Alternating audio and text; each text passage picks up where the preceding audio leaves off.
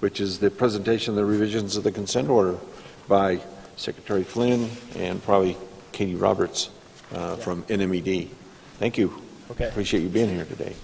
Thanks. Thank you, Doug, and thank you, members of the Citizens Advisory Board. My name is Ryan Flynn. I'm the Secretary of Environment for the state of New Mexico. And I guess I'm flexible. I can stand up, sit down. At the really pleasure of the board. Is this comfortable for you, having me seated, or would you rather me stand up and wave my arms around? Okay, so I'm saying seated is fine. I'll start. I think we're comfortable with you. Okay. We're comfortable with you being comfortable. All right, good.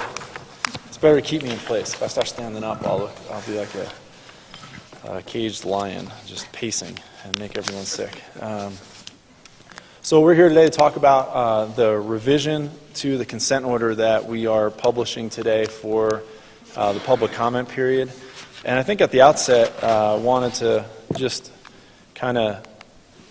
I'll start by going over kind of larger picture issues, and then Katie Roberts, the director of our Resource Protection Division, which includes our Hazardous Waste Bureau and our Department of Energy Oversight Bureau, will kind of walk you through some of the specifics of the document itself. And then we'd really like to have our presentation last no longer than 25 minutes and let the bulk of the time be for you all to ask us specific questions about the document itself. But today begins the public comment period. And like I said, we're going to give you an overview of the revised consent order, and then we're going to provide our perspective on what we're trying to accomplish here through this revision, and then finish by going over some of the next steps. So the public comment period, which begins today, will last for 45 days. It will end on May 16th. We really, even though this is the beginning of a formal public comment period, I think it's important to note that as you all are aware, we've talked to you about this at least twice before today about the need to revise this document and wanting to identify some clear objectives going forward. And I think we've had a dialogue for about a year now about the importance of putting a plan in place that will not only accelerate cleanup, which we all agree with. We want there to be more active environmental remediation up at the facility itself, but also we want to really try to arm our allies, and we have representatives for a number of our allies here, our congressional delegation, with information so they can continue to work with us to advocate for more funding at the facility. And so those are certainly two major goals for the Environment Department. Our number one, first and foremost, accelerating cleanup, having there be more active remediation, and number two, hopefully leverage more funding for cleanup from Congress going forward. And again, I say that as just to kind of make note of the fact that we've been having this dialogue now for the better part of the year, although today certainly starts the more formal public comment on an actual plan now going forward. We've published notice all around the state in various newspapers such as the Albuquerque Journal, Los Alamos Monitor, and we plan to have a number of other kind of formal public meetings to discuss this document in more detail and allow questions to be asked and really kind of information to be exchanged. So today's CAB meeting starts that. We will be at the Regional Coalition of Los Alamos Communities on April 8th, which is a Friday. Not this Friday, but next Friday. We also are the Environment Department is going to sponsor an open house up in Los Alamos on April 28th. And then we have offered to meet individually one-on-one with any stakeholders who just want to come in and meet directly with me and my staff. And that will, again, be available to any interested stakeholders throughout this process as we begin the more formal comment. And certainly the goal of the public comments and the goal of putting this document out for public comment is to make it better. And so this was the work of my staff moving forward. I charged the staff at the department with looking at the document critically. They've now had the better part of a decade to work with this document, which the document provides a regulatory mechanism to compel cleanup at Los Alamos for legacy contamination at the site. And really, the document is procedural. It's identifying a process by which cleanup will be achieved and move forward. And so this is a very important document for a number of my staff members, because this is what they do every single day, is work with this document and, in this case, the Department of Energy on executing the document. And the things they do are exchanging information, looking at investigative reports, corrective measures, evaluations, work plans that are generated. And that's an iterative process. We're heavily involved in moving back and forth with the Los Alamos National Laboratory and their representatives on work. And I've asked our staff to take the 10 years that we've now had working with this document and to tell me how you think it could be improved.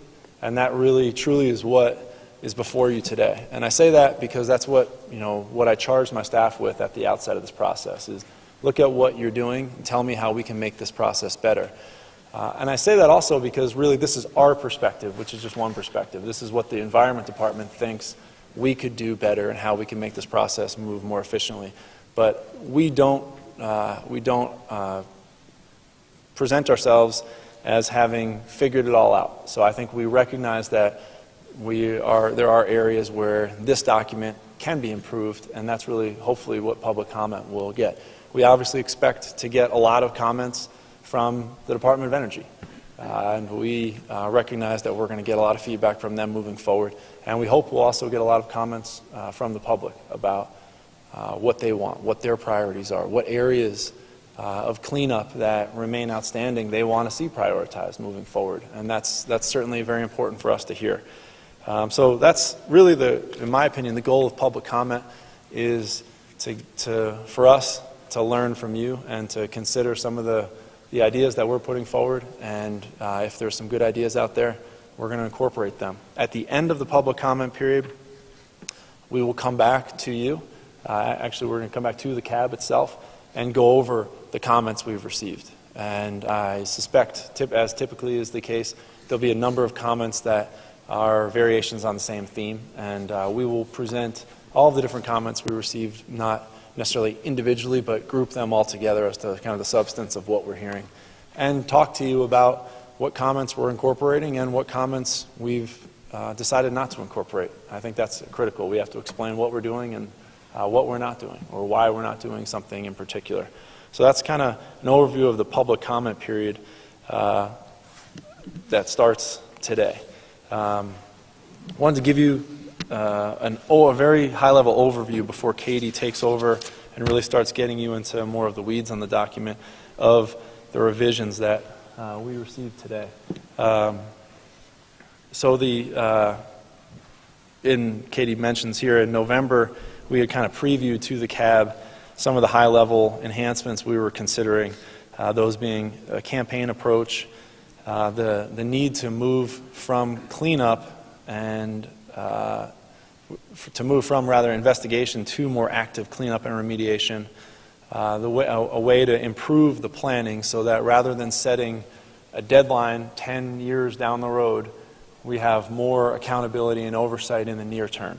And so what we've done here is to incorporate an annual planning process that has milestones that are enforceable through stipulated penalties for the next year, but then also has targets for years 2 and 3, so that everyone, us, the department, and you, the public, know exactly what the plan is not only for this year, but what the plan is for the year after, and then the year after that.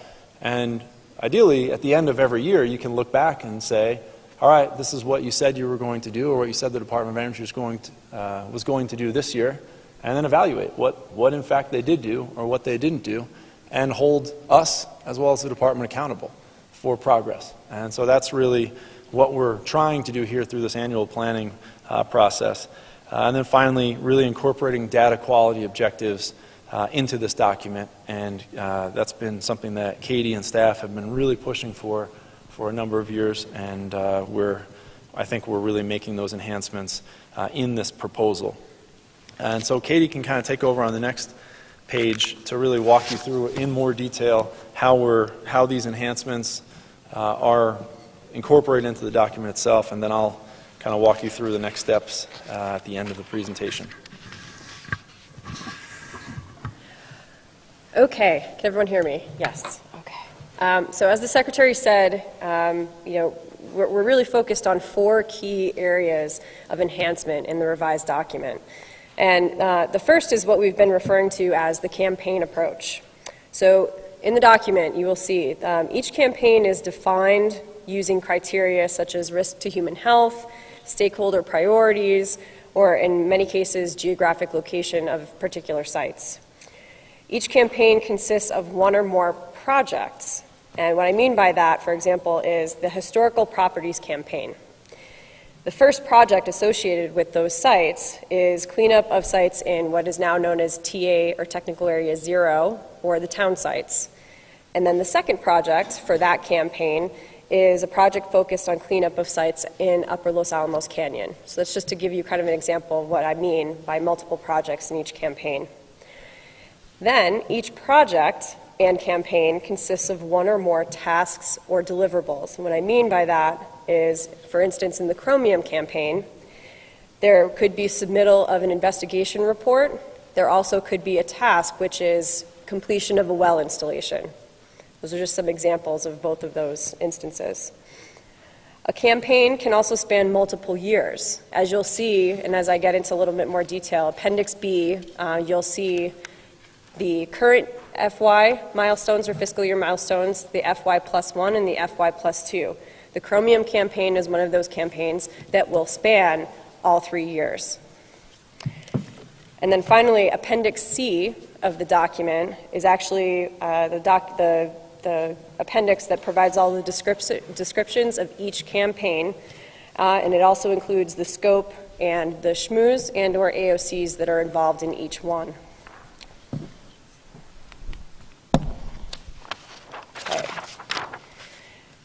So the second key enhancement is a focus on actual cleanup, as the Secretary said, rather than investigation.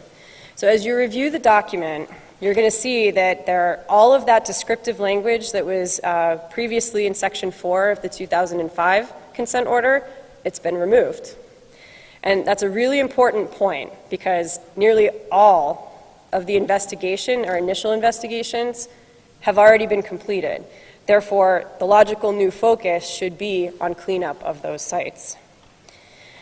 Further, Section 19 and 20 of the draft document discuss the opportunities for DOE to accelerate work, conduct work at their own risk, and both of those would include, it doesn't have to be actually approved by NMED prior to them executing that work. And the final piece of that is to complete presumptive remedies. So here, it's really important to note that for accelerated and at-risk work, NMED may not approve the work via work plan submittal, but we will absolutely still have the final say as to whether DOE has achieved its objectives for that cleanup work. And for presumptive remedies, it's also important to note that the final action needs to be the most conservative approach. And I think everyone in this room probably is familiar with one of those, which was MDAB. The Department of Energy decided, you know what, we're just going to go out and we're going to excavate the entire thing and clean it up to residential cleanup levels, and they did achieve that objective. Finally, on this point, there's a new robust process in Section 22 and 23, which are indicated as designated agency managers, and the preparation, review, comment on all of the documents. And this is going to allow NMED to engage in document development very early on. And it will also allow us to identify any big issues that we see early in that process. The process is also going to follow for resolution of comments via discussions with technical staff rather than the administrative exchange of paper back and forth. Again, we really want to focus on those substantive issues and focus on cleanup. Okay.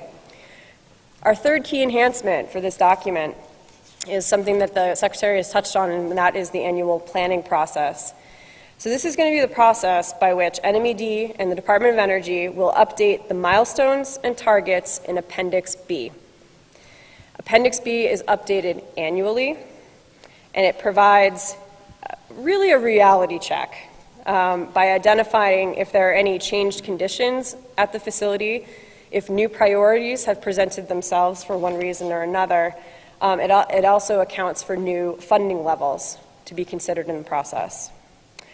The process is really designed to be dynamic so that revisions can be made due to upward or downward adjustments in funding during that year or to account for shifting of funds from one campaign to another. And an example of that is if during the course of a current year, the Department of Energy needs to shift funds from one campaign to another because there is a new or higher risk or new information is presented, this process allows for that flexibility.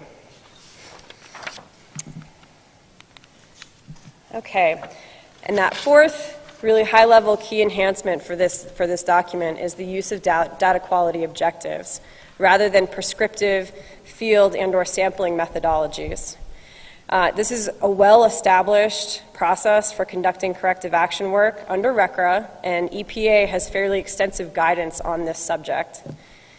Simply put, DOE will set data quality objectives in a work plan or plans, or whichever document it happens to appear in. And a good example of this might be an objective that says, we intend to define the nature and extent of contamination at a site. That is a data quality objective. DOE is not necessarily going to specify how they're going to achieve that objective, and NMED is not going to require DOE to provide that information other than in basic general terms. But the methods and procedures used to achieve the NMED-approved data quality objectives will be put in investigation reports and other documents that are similar to that. I think the really key point here is that NMED still makes the final decision on whether or not those data quality objectives have been achieved. And then finally, Appendix F, just for informational purposes, is where you're going to find guidance and recommendations for sampling, analytical, and field methods that DOE can use to help facilitate their investigation. So now that I've outlined NMED's kind of 4 key areas of enhancement, I'd like to walk you through a few other noteworthy areas in the revised or draft document. Section 7, this is the relationship to the permit. And I can absolutely say this with certainty because I spent a huge amount of time on this particular section of the document, but we really did take great care in clarifying the consent order scope and requirements versus the RCRA permit scope and requirements. So it's important, to note that, the documents are in fact linked, but this section really attempts to clarify the relationship between the two, which was not overly clear in the 2005 version. We also clarified what happens to sites where corrective action hasn't been completed upon termination of the consent order. And these are primarily going to be those deferred sites, for example, firing sites that are still in use at the laboratory. And basically, it outlines the fact that those deferred sites or any other site where corrective action is not complete will actually be moved to the RCRA permit upon termination of the consent order. Section 22 is designated agency managers. So this was actually a really important point for the department, for us, because there were multiple points of contact at the Department of Energy and with the contractor at the time for work under the consent order. This section actually outlines basically 2 points of contact, and those individuals are going to be responsible for coordinating the implementation of the consent order. The individuals must have sufficient decision-making authority and so that the document actually allows for each entity to designate a specific position. And in the case of the Environment Department, the designated agency manager will be the Hazardous Waste Bureau Chief. Finally, Section 35, stipulated penalties. So the key enhancement to this section is that all of the milestones in the current FY listing in Appendix B will be subject to stipulated penalties. So different from the 05 version where we actually the Environment Department would designate 15, we've eliminated that step. So during the annual planning process, with the Department of Energy, we will identify what the enforceable milestones will be in the current fiscal year. And generally speaking, the target is going to be between 10 and 20 different milestones in that current FY. So now that I've kind of highlighted, our 4 key areas and some additional enhancements to the document, it's also really important to note what has not changed in this document. All the work that was covered in the 2005 consent order is included in the new consent order. Public participation for remedy selections has been retained. The public will still absolutely have the opportunity to participate in remedy selections. Stipulated penalties are still part of the consent order, but have been improved. And cleanup levels and objectives remain unchanged. So what I mean by that is that for human health, the target risk level of 10 to the minus fifth lifetime excess cancer risk for carcinogenic contaminants and a hazard index of 1 for non-carcinogenic contaminants has been retained in the document. So I know that's a lot of information to digest, but now you have the next 45 days to look over the document. I'm now going to turn it back over to Secretary Flynn, and he's going to really lay out NMED's perspective on this new document and tell you how you can provide feedback during the comment period. Okay, thank you, Katie.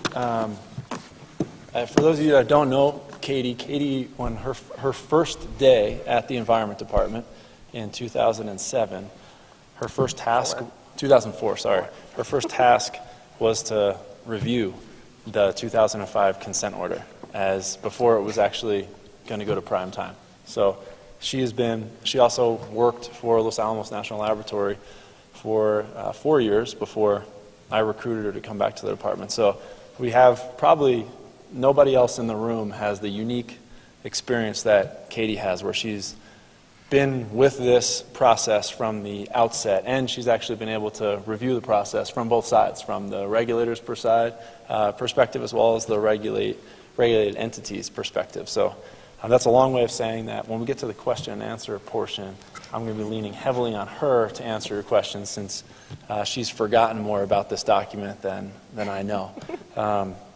But that being said, I really am proud of the work that my staff has put into this document over the past couple months. I'm not saying that this is perfect. We want to hear from you and figure out how we can improve the document. This is our first crack at really being able to get the discussion moving forward to how to move this process forward.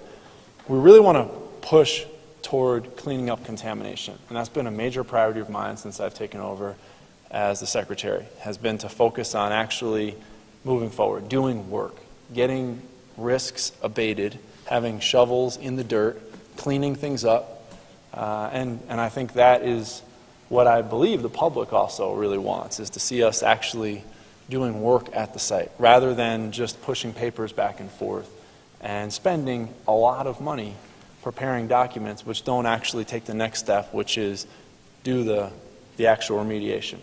And there's a number of different ways that this gets lost. But let me give you 2 concrete examples that I've seen in my tenure as secretary where we've spent a huge amount of taxpayer resources without actually impacting the environment in a positive way. The first would be the permit itself. So the permit, the RCRA permit that the lab is required to operate under, we went through the last renewal process. We started that process in 2007. That permitting process, and it's a complicated permit. That permitting process is still actually being debated, and thousands and thousands of dollars of state resources and even more money of federal resources are still being spent on that permit process that was initiated in 2007. It's still the subject of a legal action today. So we've had a 9-year process for the permit. The permit needs to be renewed in 2017. Well, they'll start the process in 17, but 20. 20, yeah. So they'll start it in literally in the next 2 years. They'll start the process of actually renewing the permit which was issued in 2010. It's good for 10 years, and it will be reissued in 2020. But we'll have spent more time litigating and fighting over the permit than the permit's actually valid for. And so there's something wrong with that process, where we literally, as the state and the federal government, where we squander hundreds of thousands of dollars fighting about process for what at the end of the day, in all honesty. And the second issue that I've seen, and this one occurred recently, we have been moving forward to aggressively remediate contamination in groundwater. I think we all understand New Mexico is heavily reliant upon groundwater. Over 90% of our drinking water supply in the state comes from groundwater resources. So, from an environmental perspective, this is a top priority for the state.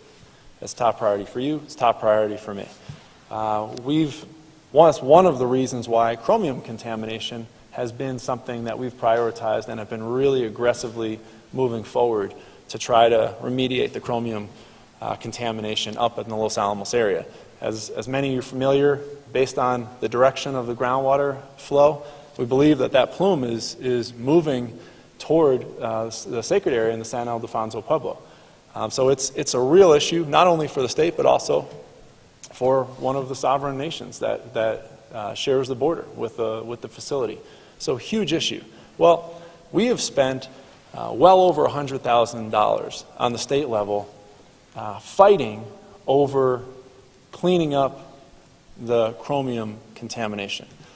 We actually had to issue a groundwater discharge permit as part of that process. And in issuing that groundwater discharge permit, and the reason for the permit is because when the water is extracted from the aquifer, it's put through a granulated activated carbon filtration system, a GAC filter, and then the water is actually of better quality than the bottled water, than what you drink. I mean, the water will meet all the MCLs for drinking water standards.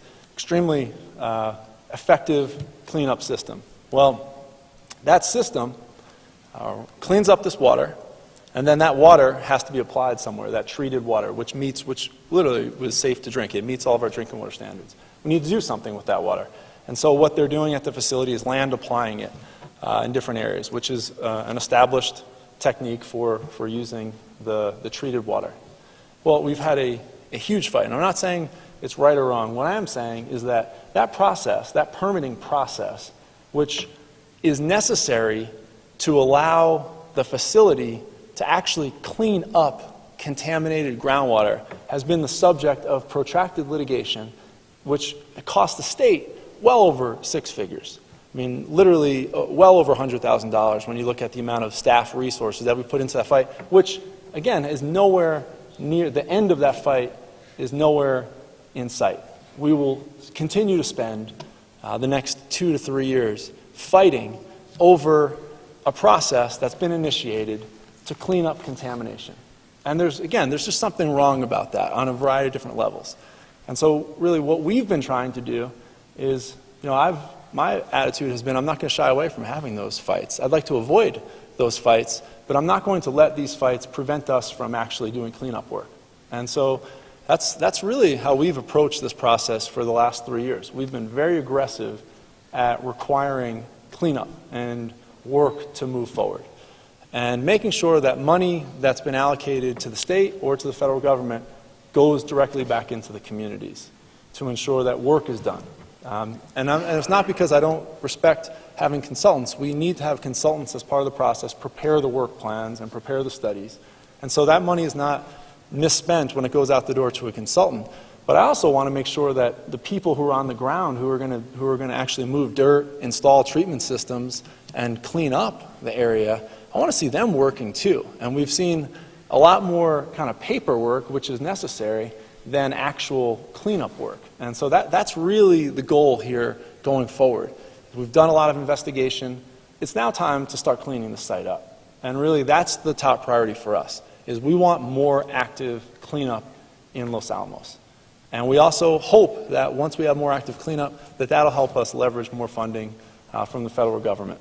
And so that's really kind of our top priority here is active cleanup, and hopefully we can increase funding. We think this document provides a lot of flexibility both to the state and to Los Alamos to enable us to move forward rather than slow the process down. And there are plenty of ways strategically under the old document where if you just didn't want to do anything, you could take advantage of a number of different mechanisms to actually slow things down. And I think we've removed a lot of that. And here, you now have an annual planning process in place. Not only are we going to be judged on what we do each year, what the federal government does each year, but you're going to be able to judge us and look at, hey, this is what they said they were going to do last year. This is what they actually delivered on. And I think that accountability is critical, not only for me, but also for DOE. And I hope that this process will give you more transparency and involvement in making sure that work actually moves forward. We think the document itself has stronger enforcement provisions. Under the old system, there is the ability to select certain deliverables for stipulated penalties. Under this, the work plan that's developed each year that governs what's actually going to occur prospectively over the next year, that entire work plan is subject to enforcement from the Environment Department. So we think we're bolstering the enforcement provisions under the document, and I think more than anything else, I think we're providing a more cohesive structure. We would be remiss if we didn't take this opportunity to make the process better. We've had 10 years. There's been some really good things about the document that we currently have in place, and so we want to keep those provisions. At the same time, it would be foolish for us to not acknowledge the fact that the original document said we were going to do this in 10 years. It specified a process for doing that. That process has clearly not worked. So if we were just going to repeat history and do the same thing, I think we would be losing an opportunity and really losing, I think, credibility if we weren't willing to acknowledge some weaknesses and adapt and make the document better. And so that's really our goal here. Again, I'm not saying that we know everything, and I'm not saying that the document that we have put forward is in any way, shape, or form final at all. I think for us, this is just a critical starting point, and this is our best shot at really giving you an opportunity to look at what we're doing and for us to think about what we've been doing and try to propose some solutions. When you look at the document, I want to point out, when we talk about public input, really the appendices, A, B, and C, kind of provide you with a lot of information about what work is remaining and how you could group that work logically into campaigns. And then Appendix B kind of gives you an overview of how that year 1, year 2, and year 3, that kind of 3-year planning window actually plays out. So I would invite you to really look at those appendices and to let us know. I mean, I think that's one area where really, I mean, most of you aren't actually doing what Katie and her staff do, which is working in this document on a day-to-day basis. Most of the public is really thinking about, all right, what work is going to be done, where is it going to occur, and when is it going to occur? And those questions are answered in those appendices, where you look at campaigns and how those campaigns are sequenced. And that's something that we really want to hear from you. We want to hear from you about everything. But that's an area I just wanted to highlight that I think would be good for you to weigh in on. Are we, what are your priorities? What work do you think should occur next year, the year after, and the year after that? And how should we make those, prioritize those campaigns? Like I said, we're happy to meet with any of you individually and any other stakeholders. Our door will be open to sit down one-on-one and have discussions about the document, how we can enhance it, what you think we got wrong, what you think we got right. We want to hear all of that. And I think there's a number of different ways you can help. The most important way is by doing what you're doing today, which is just participating in the process. Comments are something that we really welcome. Meetings are something we welcome. And however you want to participate, that's up to you. We just want you to participate. So that's the biggest way you can help, is just by participating in this process moving forward. The last thing I want to mention is, we've had a lot of questions about this document and where we're at. The current consent order is still in effect, and we're still requiring work to move forward under the current consent order. For example, the chromium contamination, that plume continues to be addressed today, and we're still moving forward with that. But the goal is to get a new plan in place, certainly within the next few months, so that so that we can build off of that, we can replace ultimately that 2005 consent order with this new document. Like Katie said, the scope of the work does not change in any way, shape, or form. The work, that means the cleanup that was contemplated under the original document is still the scope of cleanup. We're not in any way altering the scope of work that will be done. We're really just trying to propose a different process moving forward. But until a new document is actually signed by the Environment Department and the Department of Energy, that current document remains the mechanism that we regulate the facility with going forward. So there is no, we're not in a state of limbo right now where there's just nothing that's requiring cleanup to occur. We still have a consent order, cleanup is still occurring. Public comment period ends on May 16th. There's Katie's email address. I told her that she was crazy to give out her email address. Told her to create a special account for this, but she's proven me wrong on a number of occasions, so that's how you get a hold of her directly, though. Katie, her email's at the bottom, and she's going to personally review every single comment that you submit, which means she might be working a lot more than 40 hours a week over the next couple of weeks.